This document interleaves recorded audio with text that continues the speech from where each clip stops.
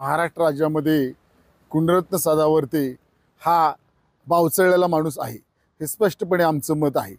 सदावर्तेला तर मी सांगतो, सदावर्तेमध्ये पॅन्थरची भाषा सदावर्तेंनी केली, पण सदावर्तेंना सांगतो पॅन्थरची व्याख्या तरी त्यांना माहिती आहे का?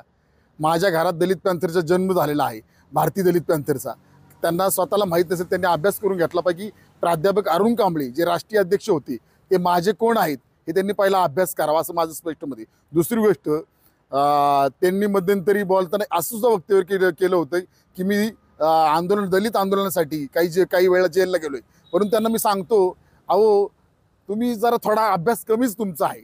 माझा जर अभ्यास केला तुम्ही थोडा आंबेडकर चळवळीचा आणि माझा, मी 22 वेळा जेलला गेलेलो आहे, हे त्यांनी थोडा अभ्यास करायला पाहिजे। तिसरी गोष्ट, ते बावचळले का म्हणतोय मी, ते उठून सुटून महाराष्ट्रामध्ये जे असमानता पसरवणारी वक्तव्य करतात, महाराष्ट्रामध्ये जी लोक आहेत त्यांची ते बाजू घेऊन बोलतात, स्पष्टपणे दिसते। आता काल परवाच त्यांनी नामदेव शास्त्री यांची बाजू घेतली, तर नामदेव शास्त्रींनी वक्तव्य काय केलं, त्या आरोपींची बीडमधील जे आरोपी आहेत त्यांची मानसिकता तपसालावी, हे वाक्याचा निषेध सगळ्यांनी राज्यभर केलेला आहे, राज्यातील जनतेने केलेला आहे। परत ते म्हणतात की मंत्री धनंजय मुंडेंना जर आमच्या क्षेत्रामध्ये जर एवढा त्रास झाला असता तर ते संतपदी पोचले असते।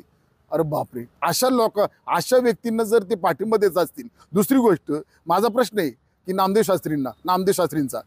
शास्त्री जे आहेत त्यांचा जर गॉगल पाहिला तर कित्येक लाखांचा गॉगल आहे, हे सदावर्तेंना दिसलं नाही का? सदावर्ते गॉगल घालतात स्वतःला, सदावर्तेंना गॉगलचं चांगलंच नॉलेज आहे, गॉगल किती रुपयाचा असतो। दुसरी गोष्ट, त्यांचं जॅकेट किती लाखांचं आहे। जर महाराष्ट्र राज्यामध्ये पाहिलं तर हा महाराष्ट्र राज्य संतांचं महाराष्ट्र आहे। आपण पहिलंच नाव संतांचं जर घेतलं तर गाडगेबाबांचं नाव येतं, संत तुकारामांचं नाव येतं, गोरा कुंभारांचं नाव येतं, संत नामदेवांचं नाव येतं। तर त्यांची राहणीमान कसं होतं, त्यांचं वागणं कसं होतं, समाजाला ते काय काय सांगत होते, समाजातला जातीभेद ते नष्ट करत होते, अशी त्यांनी कामं केलीत ना। हे काय करतात, उलट आरोपीची मानसिकता तपसायला पाहिजे अशी वक्तव्य करतात आणि सदावर्तेंची बाजू घेतात। म्हणून सदावर्ते हा एक बावचळलेला माणूस आहे, याची दखल का घेतली जाते तेच आश्चर्य आहे आम्हाला।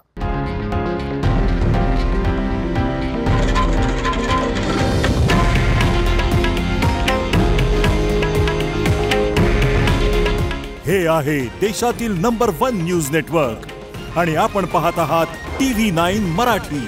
काळजी तुमची, हित महाराष्ट्राचं।